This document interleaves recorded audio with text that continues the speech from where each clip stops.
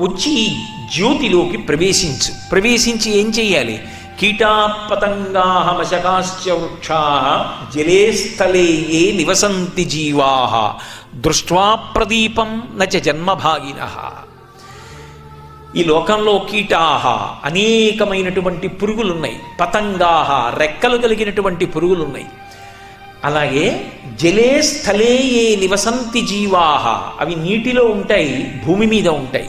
అంతేకాదు వృక్షముల వంటి ఉన్నాయి, అవి కదలలేవు. తెల్లవారి లేస్తే మనకి ఆకుకూరలు ఇస్తున్నాయి, పువ్వులు ఇస్తున్నాయి.